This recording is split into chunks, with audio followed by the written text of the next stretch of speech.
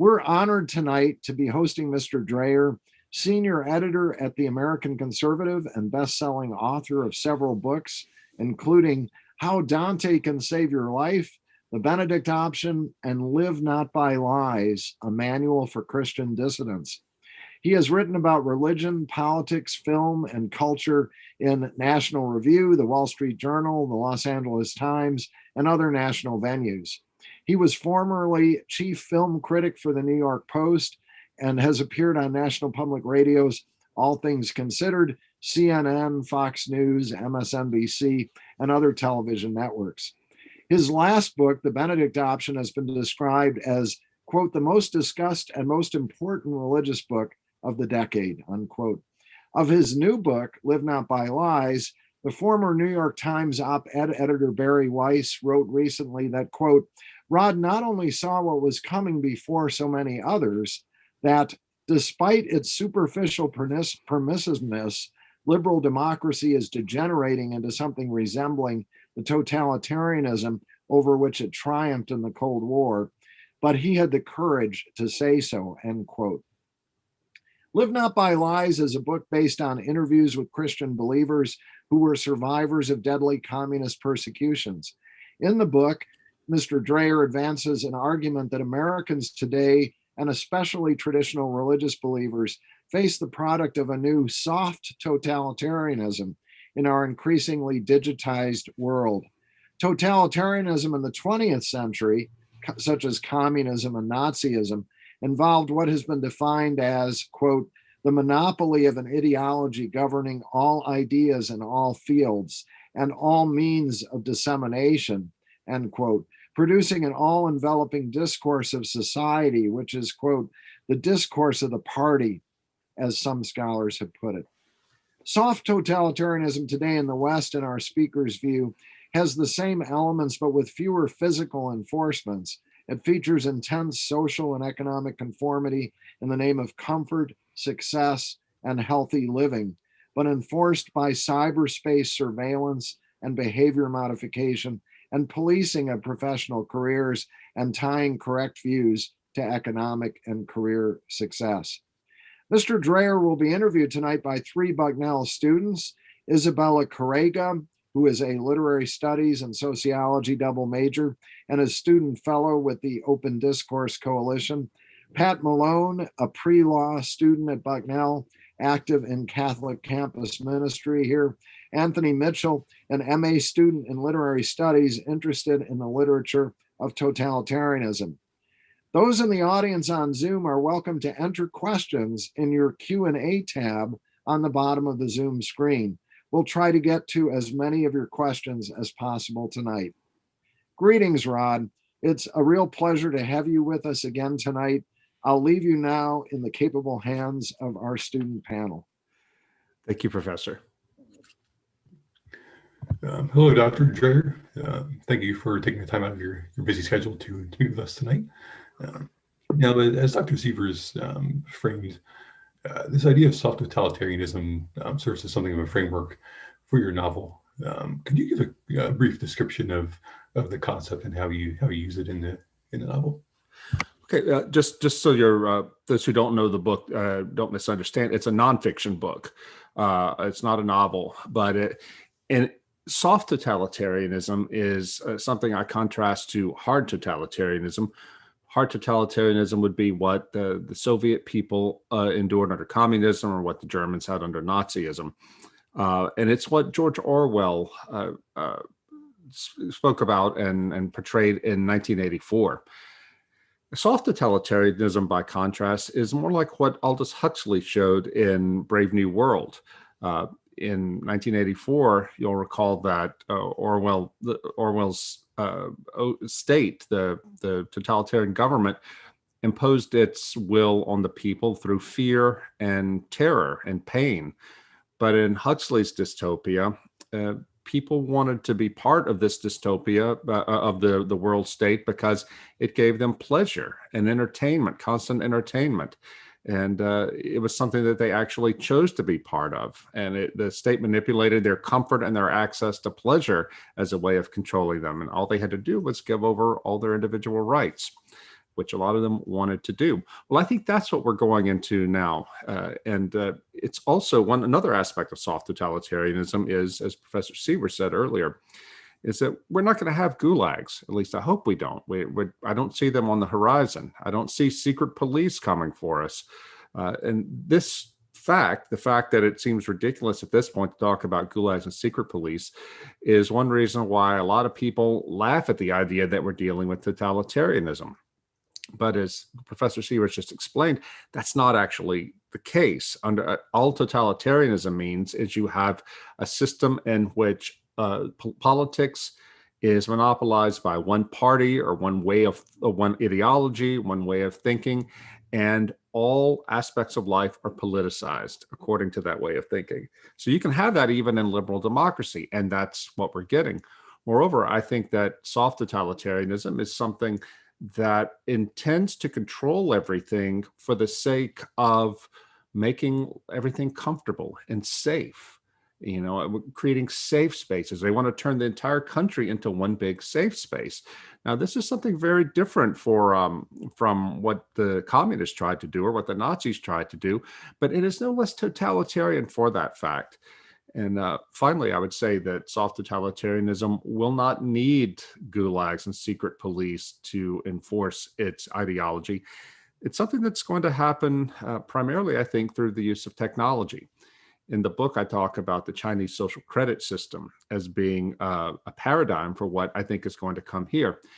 In China, right now, the government has a file on everybody, and it monitors the communications, the commercial transactions, everything about each one of its citizens.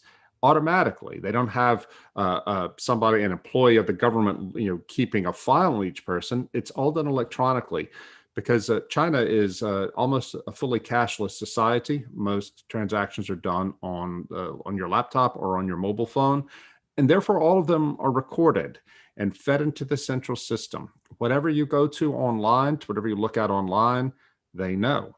Wherever you go, they know, because of your GPS coordinates and because of artificial intelligence applied to data, to video data they get from cameras on the street. So the way this works is all of this information is taken up into the computers and turned by algorithm into a social credit rating, like a credit score we would get for to determine your your credit worthiness. Social credit determines your social credit worthiness. In other words, are you a good citizen according to the definition of the Chinese Communist Party? So if you download the speeches of Xi Jinping, for example, you get a higher social credit rating. But if you do bad things like go to church or hang around with people who have low social credit scores, then your social credit score will also go down, and you'll find that you have privileges taken away from you. You can't go shop at the best stores. You can't travel. Your kids might not be able to go to the best colleges. Finally, if your social credit score goes sufficiently low, you won't be able to buy or sell within the Chinese economy, which is almost entirely electronic. So we have right now in this society in America today the technology to implement this sort of thing. And in fact, as I found out, I think since the book was published, somebody sent me a document from a trade journal talking about how companies need to get ready for our social credit system. This wasn't like this Orwellian thing is coming. It was more presented as this wonderful new thing is coming as part of public and private life, and we need to get ready for it. So I think that what's the thing that's keeping it from happening right now is political will, but I don't know how much longer our politics will be able to keep this sort of thing from taking over. And so I've written the book to, first of all, Live Not by Lies, to awaken people to the threats that are coming. And secondly, to give them advice taken from people who lived under hard totalitarianism for how to resist this. Now, and I'll end on this and go to another question. This is something that they too, the people who grew up under communism, are struggling to understand. When I was over in Eastern Europe interviewing people about it, I kept hearing over and over that they can all feel it coming because it feels like what they knew before. But communism was easier to grasp. They said that under communism, the line between good and evil was pretty clear, but now it's very blurry. One Slovak Catholic priest said that under communism, the light of the gospel shone clearly through the darkness, but now when the light shines, it just hits fog. This is part of the phenomenon of the softness of totalitarianism. It's not only soft for the reasons I talked about, but it's very soft around the edges. Thank you for that enlightened answer. And I do appreciate the reference to Huxley. It's kind of this, in Brave New World, as you mentioned. It's this slow tightening of freedoms to where the populace does not realize that they're losing freedoms. Well, if I can go back to Huxley for a second, I was on the tram in Budapest. I was in that country, in Hungary, doing research, and my translator was riding with me, and she's a young woman, a young wife, young mom, Catholic, and she said to me, I really struggle with my friends here. I try to talk to them about the struggles I have as a mom and as a wife. And I'll tell them that my husband and I are having trouble. The first thing they say to me is, oh, leave your husband, divorce him, or put your son in daycare, go back to work. You need to be yourself, live your own truth. She said, I want to tell them, hey, you don't understand. I love my husband. I love being his wife. I love my kid, but life is not always easy.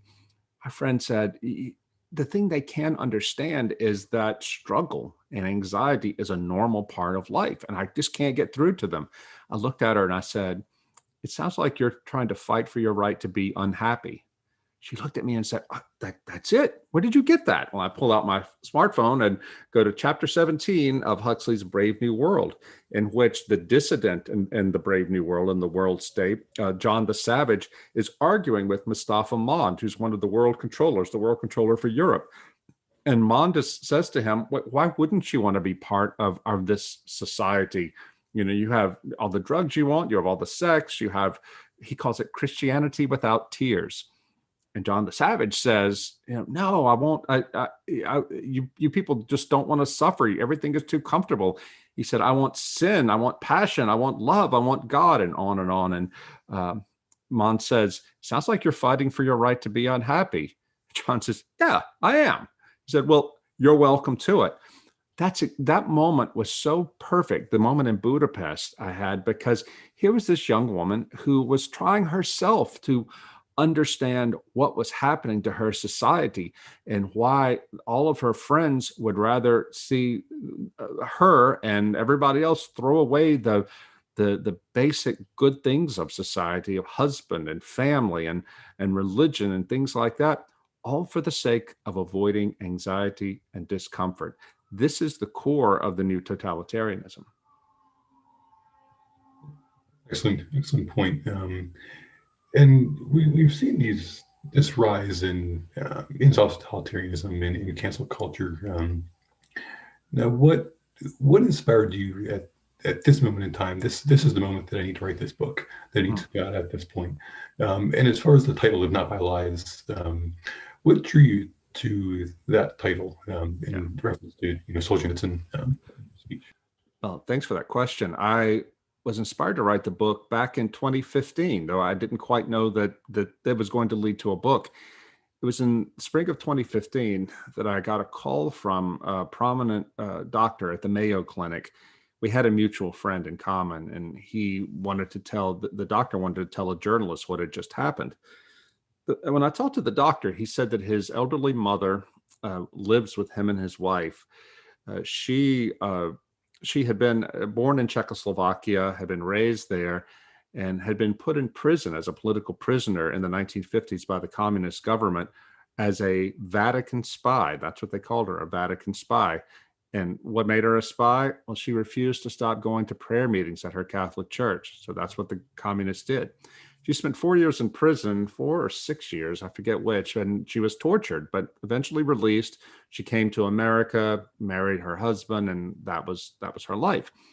Anyway, the doctor said that the old lady, his mother, has been saying to him lately, son, the things I'm seeing happen in America now remind me of what it was like when communism first came to my country, Czechoslovakia. And the doctor said, his mom is a really serious person, and it really worried him that she was saying that, and he thought a journalist should know. Well, I thought, well, wow, that's pretty scary. But my mom is old; she watches a lot of cable news, and it's easy for her to get worked up over things. So maybe that's what this is about. So I contacted this Hungarian couple I know. They're both academics in Cambridge in the UK. They had defected in the 1960s from Hungary, communist Hungary. And I put the question to them. I said, Gabby, Bela, this is what the Czech woman said. Is she onto something, or is she just kind of crazy? They said without hesitating, oh, absolutely, she's right. We're seeing this every day here in the UK. I said, well, what are you seeing? They said that we're seeing people afraid to say what's on their mind for fear of losing their jobs, for fear of being targeted by mob action, and so on and so forth. The sort of thing that we now call cancel culture. Well, that was just really starting to get going back in 2015. Well, that really taught me something, because I know that couple. I know who they are. They're not strangers to me, and I know that they're not crazy. So after that conversation, I made it a point to, whenever I would travel around this country, to conferences or to give speeches, and if I would meet someone who grew up in the Soviet Union or the Soviet bloc, I would put the question to them, are you seeing things that remind you of what you left behind? Every single one of them said yes. And if you talk to them long enough, they'll tell you how angry they are that Americans won't pay attention. Well, that happened over and over and over. And finally, I said, you know what? There's a book here. And the book I wanted to write is not only one that diagnoses what they see and why it feels like totalitarianism to them, but also one in which I would go over to Eastern Europe and to Russia to talk to Christians who had lived through this thing before, and to ask them, what should a Christian do? And frankly, even though I geared this for Christians, it's what should any honest person do, a person who doesn't want to live by lies. That you asked about the title. The title comes from a paper that Alexander Solzhenitsyn, probably the best-known dissident of the 20th century, a paper he sent out to his followers in 1974, just before the Soviets sent him into exile. And it was titled "Live Not by Lies." And that was his advice to these people. He told them essentially, look, we can't hope to overturn this totalitarian regime. But one thing we can do, even though we're mostly powerless, one thing we can do is refuse to consent and to assent to things we know are false. So, said Solzhenitsyn, if you're in a place where you can't speak the truth, get up and walk out. Do not disseminate newspapers that tell lies, and so on and so forth. Do these small acts of dissent and be prepared to suffer for them. He said, you don't have to go out and stand on the street corner and scream that this whole thing is false, but in your daily life, refuse to live by lies to the extent that you can. And, said Solzhenitsyn, if enough of us do that, we might be able to change this thing. 3 years later, Václav Havel, the leader of the Czech opposition, said the same thing in an essay he wrote called The Power of the Powerless. He urged his followers to live in truth. That's how he put it, live in truth. And he talked about the power of to change society by people who are powerless otherwise, but if they are willing to accept the suffering for standing up for what they believe in, then they might be able to ultimately overturn the unjust tyrannous regime. Thank you for that. I should probably add, Anthony, that I want Americans to do the same thing. I want us to start living by lies living not by lies. When we see things here that we know are false, let's not be afraid. Let's stand up and say so. Or if we can't say this is a lie, at least we can quit. We can walk out and indicate that we do not consent to these lies being told. That was the message I wanted American readers to take away.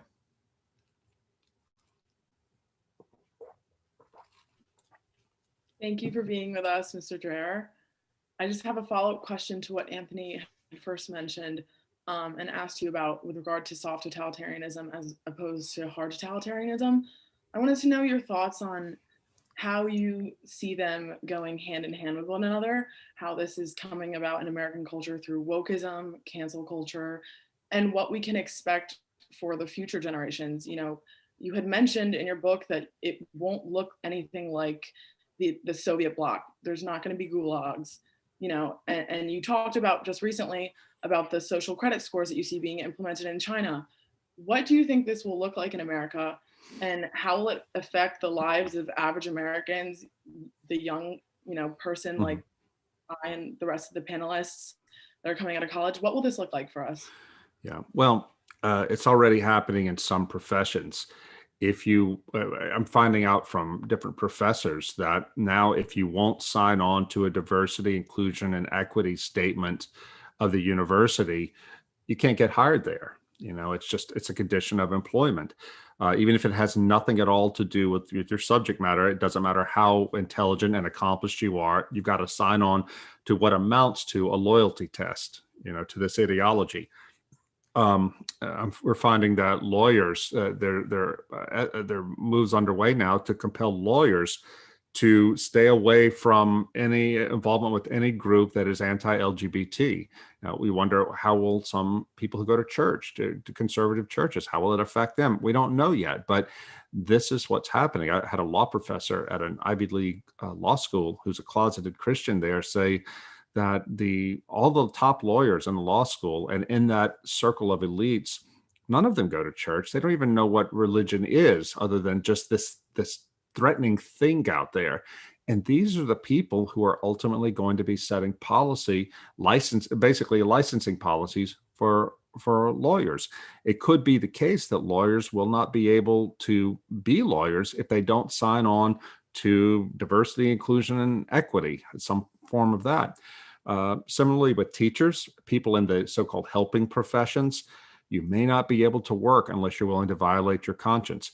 In the Benedict option, I wrote about a doctor, a senior physician in America, who told me that he does not want his own children to study medicine because he's afraid that, you know, again, all in the name of social justice, that doctors will not be able to opt out of performing abortion procedures or doing things that have to do with transgender medicine.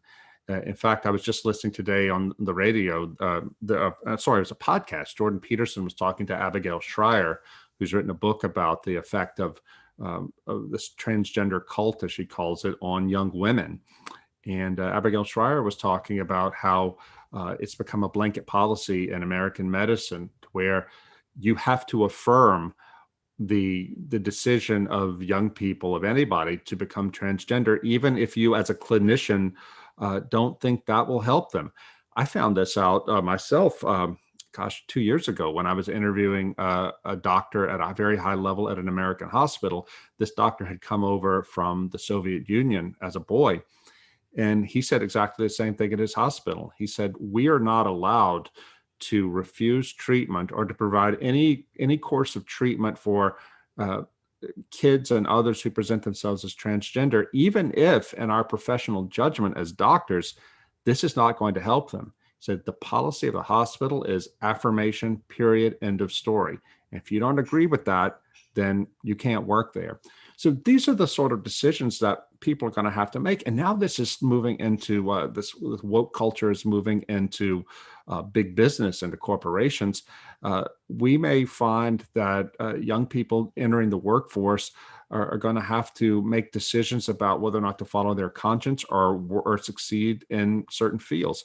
The point is, access to middle class status and jobs that provide well for us is going to be something that is not going to be possible, I think, for people who are political or social or religious conservatives, and they will be able to track this by where we go online, by buying data, which is collected right now completely legally in the cloud, that will allow potential employers to get a better picture of who we are, you know, and we have got to try to come up with ways to protect us, protect our privacy. And Congress can do something about this, but so far it doesn't seem to be willing to, not only because, in my view, Google, Facebook, Amazon, all of them are such powerful lobbyists, but also because Google, Facebook, and all these others are claiming to be doing this sort of censorship, for the sake of making America safe and fighting bigotry, things like that.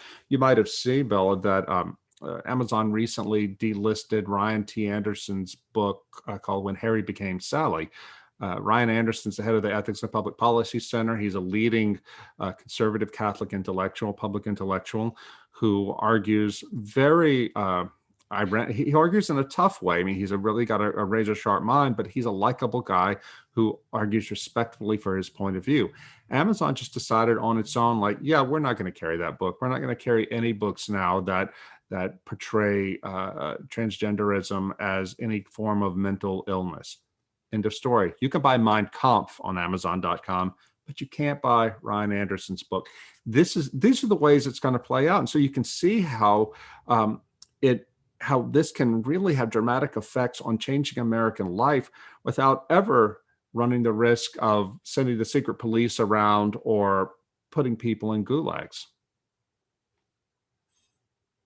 Thank you.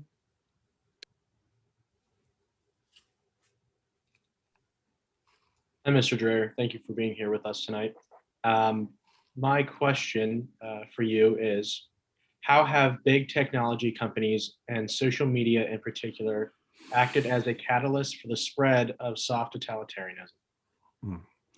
Well, that's a really good question. Social media has been especially bad about this sort of thing.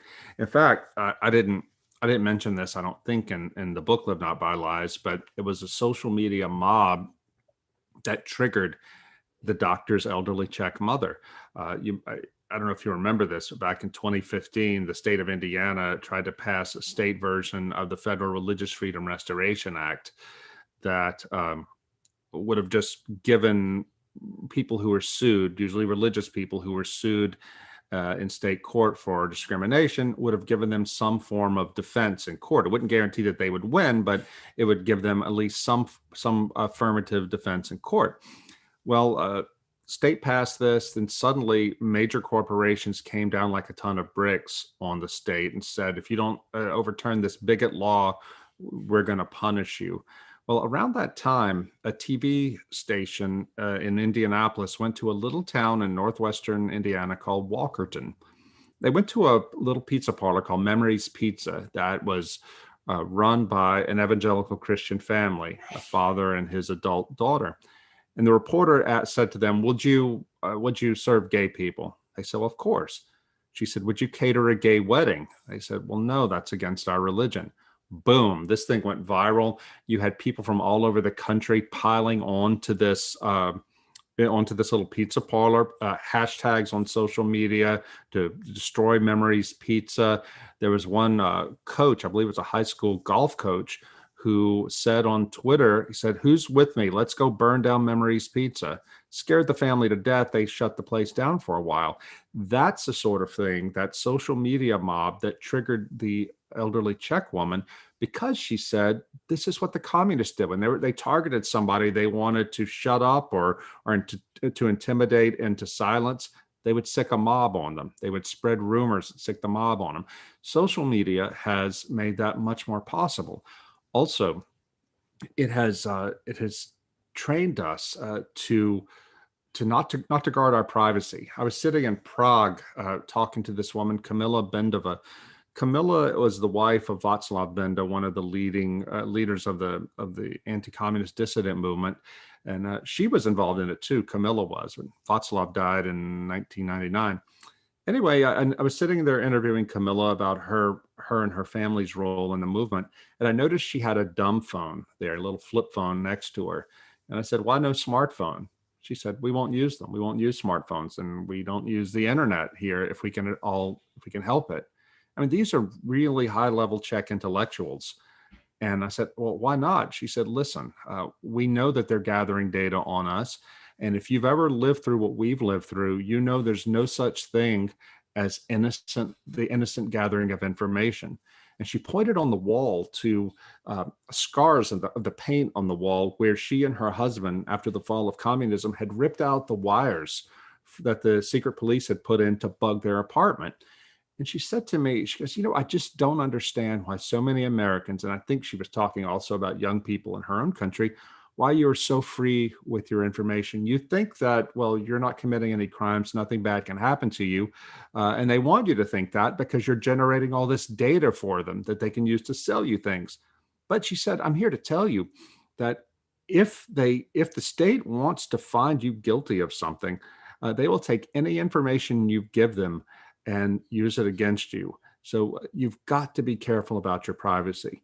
Well, she said that to me, and I'm sitting there with my smartphone on. I mean, I can't imagine not using my smartphone. But after I talked to her, I later read this book called The Age of Surveillance Capitalism by Shoshana Zubov. She's a former Harvard Business School professor, and she talks about in great detail how the whole internet economy has tricked us into revealing so much of our data because this is something that they use to sell us things. But again, that is going to be used against us politically, as it is in China. I think we're allowing ourselves to be lulled in for the sake of convenience and the pleasure of being able to live digitally into making ourselves vulnerable to tyranny. Now it looks like we have a question here from the audience. I can take here if you're willing. So the question is, now you mentioned soft totalitarianism and the different tools like technology that these regimes use to control. Where do you think the media falls in a soft totalitarian system? Is it a liberating force that supports the people, or is it something that becomes corrupted and another tool to control? Oh, I'm so glad you asked that question. No, the media are completely complicit. It disgusts me as a journalist. I've been a professional journalist for 31 years now. And to see what has happened to my profession it makes me angrier more than it makes me sad, because I know what it's like to be in newsrooms. And I know that people in newsrooms, journalists, live with this heroic self-narrative about what we do. We're going to, comfort the afflicted and afflict the comfortable. We're going to stand up for freedom and all that. And it's all a lie. It really is. I don't want to say it's true of all journalists. There are some very fine journalists out there, but the overwhelming idea among journalists now, and this is probably something that came on about 15 years ago, 20 years ago, is advocacy. In the past, journalism and journalists have always been on the left, or at least as long as I've been alive. But they also believed in fairness, old-fashioned liberal values of fairness. Tell both sides of the story. That began to change probably about 20 years ago, and I'm not quite sure why. I think it had something to do with younger people coming into newsrooms. But I can remember standing in the Dallas Morning News, where I used to be on the editorial board. It was around 2005 or so, and we were starting to talk about same-sex marriage and whether or not it should be legalized. And I was talking to a colleague of mine, and I said, I don't understand why this paper, our paper, does what it does. We live in a very conservative big city, a lot of religious people here, but we are completely biased whenever we report on same-sex marriage, and we've totally weighing it to one side, to the pro same-sex marriage side. My colleague looked at me and said, well, do you think that if we were reporting on civil rights, we should give the Ku Klux Klan equal time in the paper?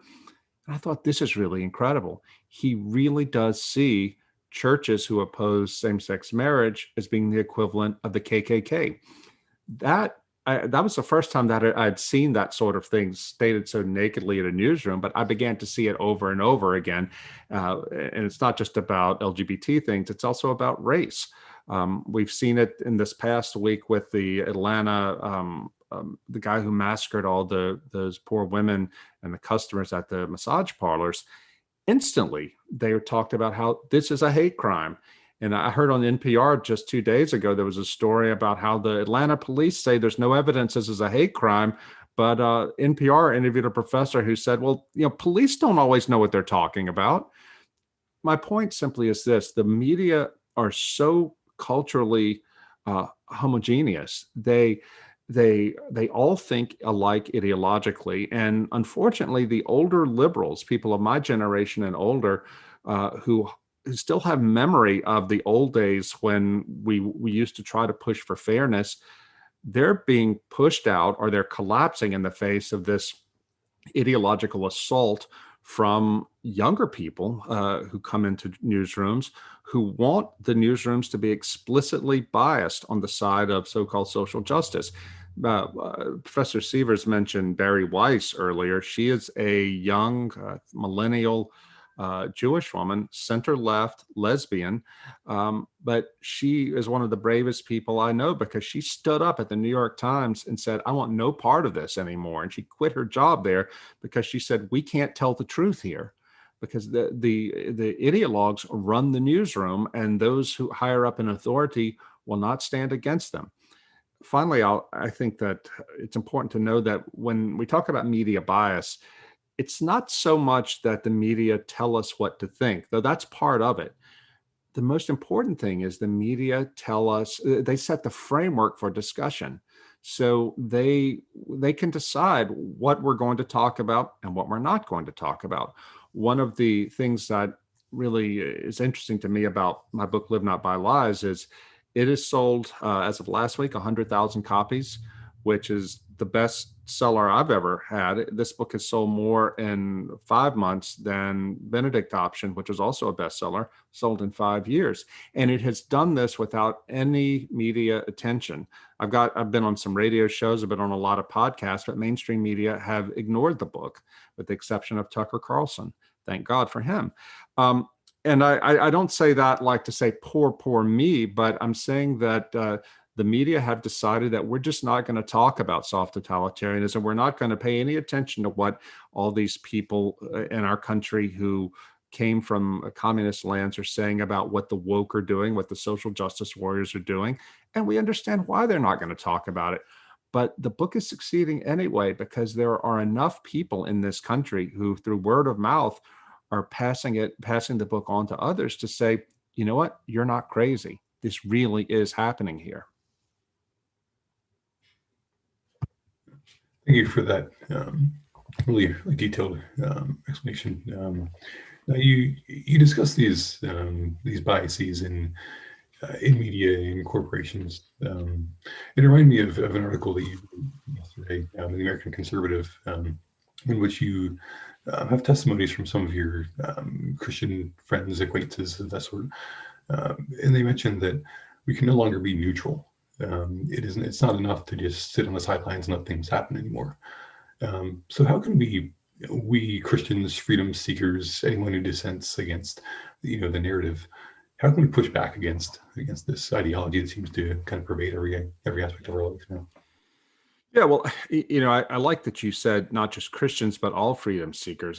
One of the things I found when I was interviewing people in the Eastern Bloc is that I talked to Christians only because my book was focusing on their experience, but they pointed out that if you're in a situation where almost everybody is afraid to speak out, well, and you find somebody who is not afraid to speak out, it doesn't matter if they believe in God or not, or what their politics are, you need to be friends with that person because they have what you need. They have courage. And this is why Camilla Bendova, for example, said that she and her late husband Václav, were the only Christians in the inner circle of dissidents around Václav Havel. But they were much closer friends with them than they were with Christians that they knew who were afraid to say anything. So I would say one thing we can do is we need to find each other, whether you're a conservative, a liberal, a Christian, a Jew, a Muslim, or a non-believer. Find those who have the courage to stand up. Get together with them, start talking about what's going on and what you might do, whether it's something as small as standing up against lies, refusing to live by lies, or to do things that are of greater, more and bigger import. But I would say the most important thing for us all to do now is to prepare ourselves in specific ways for the long struggle ahead. I dedicated Live Not by Lies to the memory of a priest named Father Tomislav Kolakovic. Father Kolakovic was a Croatian Jesuit who was working in Zagreb in 1943 doing anti-Nazi underground work when he got a tip that the Gestapo was coming for him. So he escaped and went to his mother's homeland, Slovakia, and got a job teaching at a Catholic university there. And he told his students from the beginning, he said, the good news is the Germans are going to lose this war. The bad news is the Soviets are going to be ruling this country when it's over. And the first thing they're going to do is come after the church. We've got to get ready for them. So what Father Kolakovich did was start these groups, these prayer groups, but also study groups. He called them the family informally. And what they would do, they would come together and follow this little model called See, Judge, and Act. It was taken from a group of young Catholic workers in Belgium at the early part of the century. By see, that meant they would come together and talk about what they were seeing around them in their society, and how they, and by judge, that meant they would talk about what it meant. Oh, they're cracking down on Christians here. What does this mean for us? What should we do about it? They would deliberate together. They would pray over it. Then they would decide what we're going to do and leave the room and go out and act. Well, within 2 years of Kolakovich arriving in Slovakia, these groups had spread all over the country. Any town of any size had one of them. The Catholic bishops of Slovakia chastised Father Kolakovich and said, Father, you're scaring people. You're being an alarmist. It'll never happen here. Why are you doing this? Well, Father Kolakovich knew it would happen there because he had studied the Soviet mindset intensely, because he was interested in doing missionary work in the Soviet Union. So he didn't pay attention to the bishops. They kept building these groups, working with lay people and with sympathetic priests, because he knew that the way the Soviets would typically suppress the church, they would go and arrest the priest and shut the churches down. And then without priests and without churches to go to, the churches would dwindle. So this is why Father Kolakovich built the laity up, people to make sure they knew more about their religion than the laity typically did, and to give them ways to defend it and to defend the priests who were willing to resist. Sure enough, 1948, Iron Curtain comes down in Czechoslovakia. The first thing the communists did, go after the church. Because Father Kolakovich prepared his people and convinced enough people to put the network together, there was an underground church in that country for the next 40 years. The communists imprisoned all the leaders of the family for a while, but it was too late to stop them. They had already laid that groundwork. I say now in this country, we're in a Kolakovich moment. We need to start coming together in these small groups to talk about what is it that we can do. We need to network with each other across church lines, across political lines even. I mean, Barry Weiss said to me, she said, if you had told me 2 years ago that I would ever be on the same side of Rod Dreher for anything, I wouldn't have believed you. But now we're big friends, because we both see, even though we're so different in so many ways, we both see the tyranny and the danger coming from the soft totalitarianism and its tyranny. Anyway, we need to make those kind of friendships, and we need to start laying the groundwork for how we are going to be able to practice our faith if we're religious believers, and how we're going to be able to speak freely and to publish freely in a time of persecution, because I believe it's coming. I hope I'm wrong. I really do hope I'm wrong. I don't want to live in this world, but I also do not want to be caught up when suddenly the government announces that people who believe as I do are domestic terrorists, and now we're banned from the internet, things like that. I mean, that sounds extreme, but this could easily happen. We have to prepare for it right now so that we'll know what to do when the time comes. And I should say, we need to prepare to help our fellows in our church, our fellows in our social groups and our families to do the right thing. If they are forced out of their job for reasons of conscience, we need to make it easier for them by letting them know that they can rely on us to support them economically, help them find work, or help them get over and pay their bills until they can find another job. This is what the underground church did in some of these countries in Europe. This is what the Solidarity Trade Union did for people back in Poland. I mean, we need to start laying the groundwork for that right now in this country while we have the freedom to do so. Thank you so much. You talk about preparing for this type of soft, or not necessarily soft totalitarianism, but the hard totalitarianism that could be coming, by laying the foundation with our peers, whether that be across religious lines, whether that be within the Christian faith. But I oftentimes find myself in situations where I can't even have conversations with people who don't necessarily have the same politics as me, or don't have the same religion as me, because they've made it a part of their identity, and they identify themselves so so deep down with their politics that it's almost like there's no reconciling the differences. Mhm. And with regard to this, I want to know why the younger generation is so prone to this, to taking up this totalitarian ideology, to weaponizing their differences, right? Why is it a symptom of a godless generation? Do we have to return to religion? What do you think? I think it's a substitute religion. And Professor Sievers could probably explain this better than I can, but the standard belief about 20th century totalitarianism is that Nazism and communism stepped in to fill the God-shaped hole in the hearts of people who were going through an incredibly tumultuous time where they lost their faith in a lot of their institutions, including the church. One of the things I talk about in the book is how Hannah Arendt, who is one of the leading political theorists of the 20th century, her first big book was called The Origins of Totalitarianism, which came out in 1951. She herself was a German Jewish refugee from Nazism. And after the war was over, she set out to try to figure out why it was that two great nations, Russia and Germany, had surrendered to two very different totalitarianisms, but they were both totalitarianism. And she found out that both societies had certain things in common, pre-totalitarian, before totalitarianism took over. The most important of them was radical loneliness, mass alienation. People felt so alienated from the institutions in their lives, from their families, from everything that gave their lives meaning, that they were desperate for a sense of solidarity and meaning and purpose. She said that was the most important factor in people in those countries being open to these false religions of communism and Nazism. Well, I think that's a big part of what's going on here too in this society. As we have seen religion waning greatly in this society. I mean, your generation, Bella, is going to be the first generation in American history in which a slight majority, but still a majority, have no religious affiliations. Something has to come in there to fill the sense, the need for meaning and purpose in life.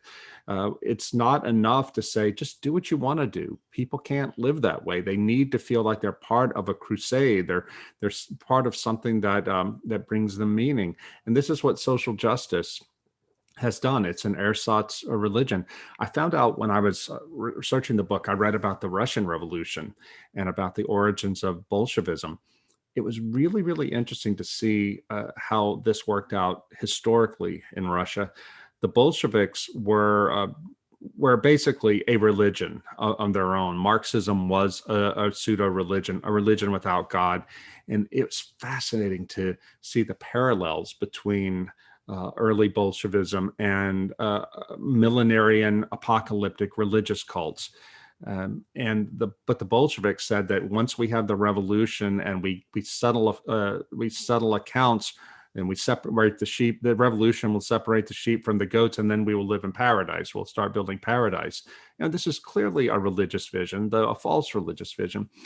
What I found so interesting, and this is something that maybe you could have more to say about because you're of that generation, the young people who were attracted to Marxism in Russia couldn't get anywhere with it. They won over the intellectuals, but that's about it for a while. And then 1891-92 came. There was a terrible flood in Russia and famine. The government, the Tsarist government, couldn't handle it. It screwed it up big time. And it caused people, middle-class people who had previously been invested in the system, to think, maybe the revolutionaries are right. Maybe this system really is rotten, the Tsarist system. And so they started listening to the radicals. And time went on, 20 years goes by, and there's a revolution. But the point is that it came from somewhere. I remember sitting when I was in Moscow doing interviews for this book. I went to dinner one night at the end of my interviews, days of interviews. I went to dinner at a Russian family's house, and this was an Orthodox family, very conservative. But I made the mistake of saying at the start of dinner, like, I just don't understand how anybody could have taken what the Bolsheviks said seriously. I mean, given what they did.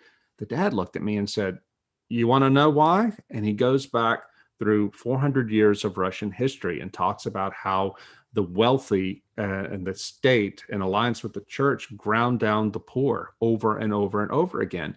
And he said, so by the time we get to the end of the 19th century, people were so desperate for some relief that they were willing to believe anything. He goes, of course, Bolshevism was a lie, but there's a reason why people believed it.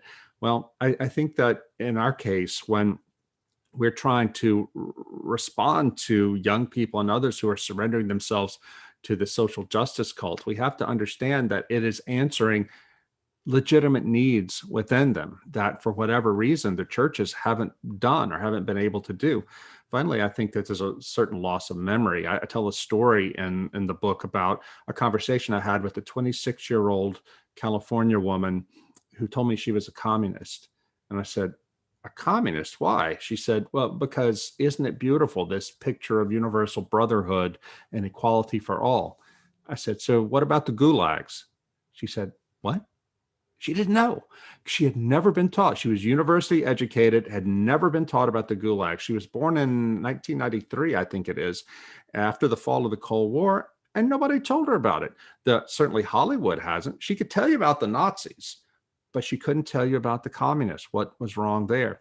This is not on her. This is on my generation and our parents' generation for not insisting that the truth of what happened be taught to your generation.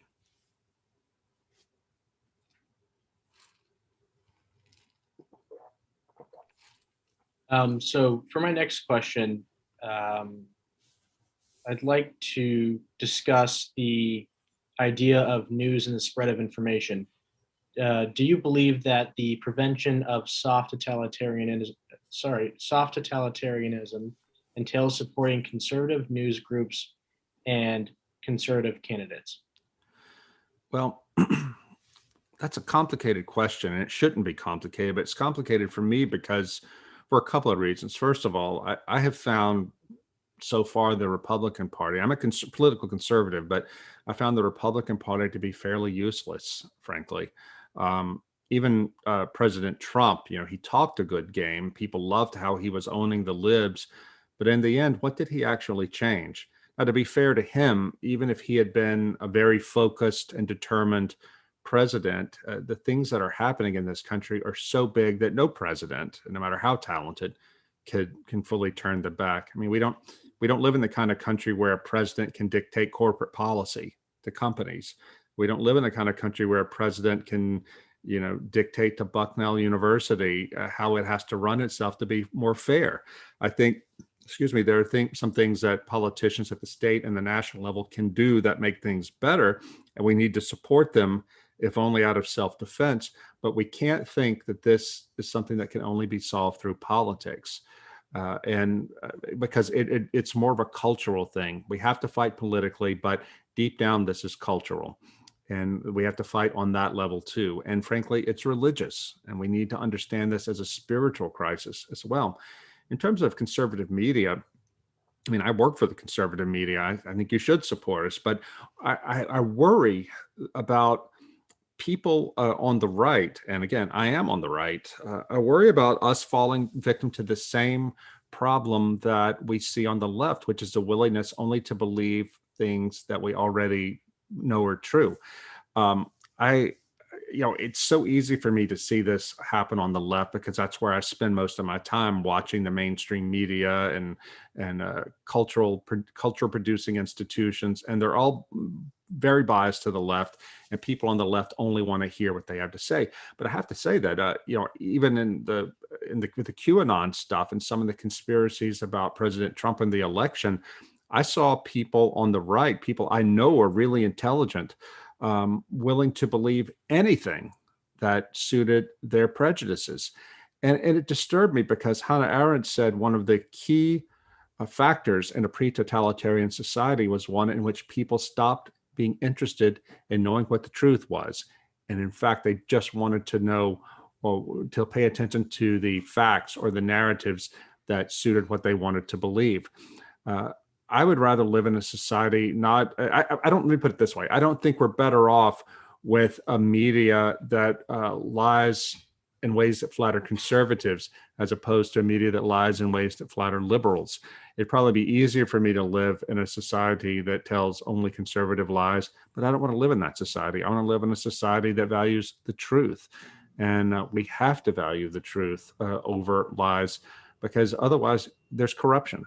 We'll be corrupted ourselves.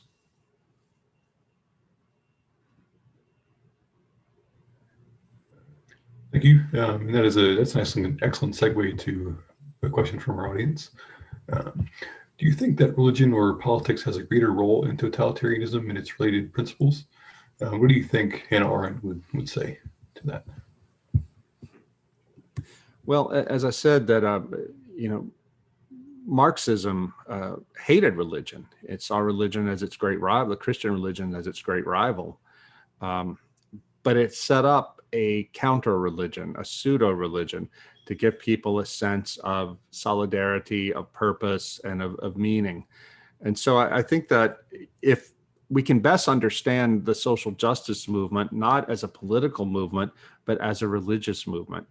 Just before we came on tonight, I was talking to a friend in Washington who leaked to me, I put this on my blog, a bunch of documents from a school in Washington, D.C., a primary school, an elementary school that's extremely woke. And he leaked the documents he gave me show that they're trying to educate these small children in gender theory for like 3-5-year-old children in this way. And my friend said that this really reads like a religion, like it's a religious school, because these theories are so overwhelming and so unfalsifiable, that they may as well be religious claims. So I think that if we consider social justice as a religious cult, we understand it better.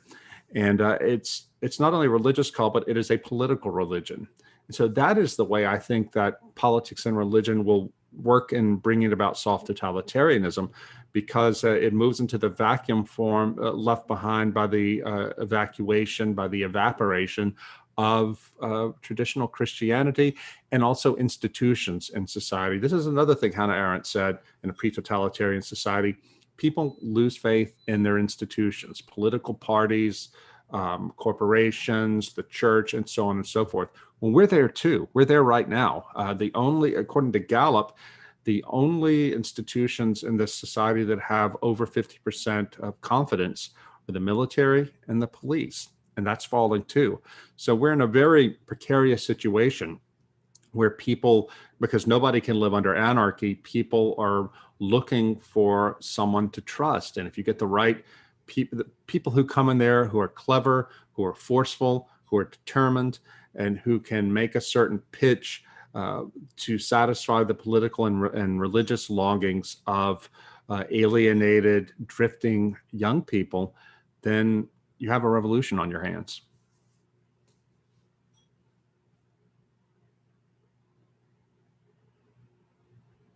Who's talking? Yeah, I was trying to, sorry. There he is. Oh, okay.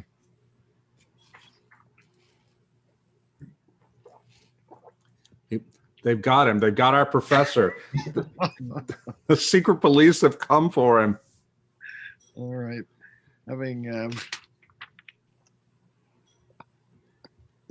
Having some technical difficulties here, but you see, this is how Amazon and Google are doing it. Big tech is getting us. There he is. All right. Sorry about that. Anyway, we're near the end of time, unfortunately, but thanks so much to our guest, the author Rod Dreher, for being with us tonight. I encourage everyone to get and read your book, Rod, Live Not by Lies, a manual for Christian dissidents. We really appreciated your insights tonight. Thanks also to our Bucknell student panel, Isabella Carrega, Pat Milone, and Anthony Mitchell. And thanks to our donors and supporters at the Open Discourse Coalition for your support.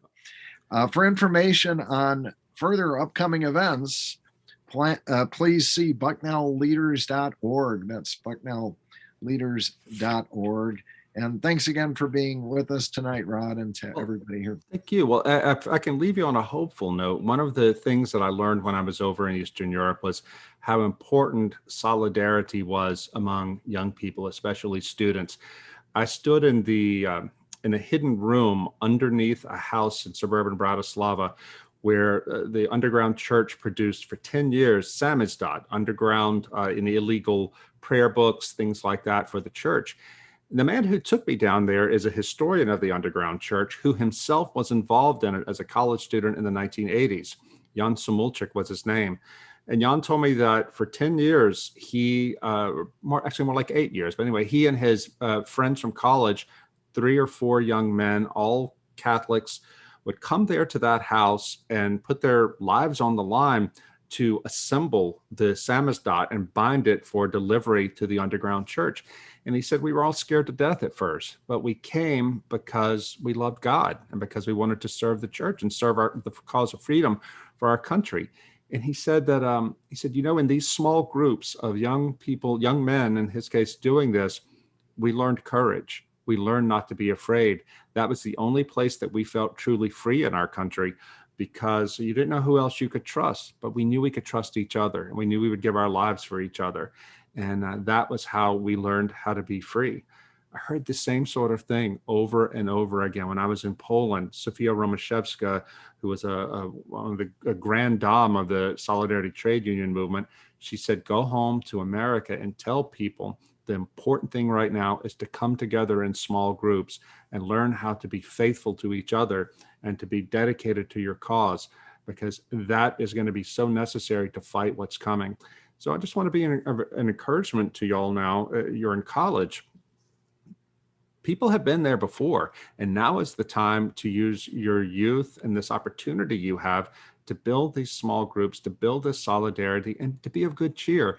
I remember talking in Moscow to a man named Viktor Popkov, who had no religion at all, but he was just so desolate in the early 1970s Moscow as the Soviet Union was falling apart. He found his way into a group of young Christians led by Alexander Ogorodnikov, because he said these were the only people who had life. And he said to go there and be with them when they were praying and singing hymns together and just being together, it was heaven, because they had reason to live. And of course, they all, including Viktor Popkov, went to prison ultimately, but they said they wouldn't have traded it for anything because there was life. So you can have life among you too, and you can have solidarity, and you can find hope to carry on and bear any burden. But you have to be willing to do it. Nobody's going to do this for you. Nobody's going to come save you. Certainly don't trust the older generations who run the institutions to do it. They're going to be the ones to grind you down. But the future of our country, the future of your children, the future of our faith depends on your courage and your creativity. So God bless you, and thank you for your interest in the book. Thank you so much, Rod. And again, thanks everyone for being here tonight with us. Have a good night. Good night.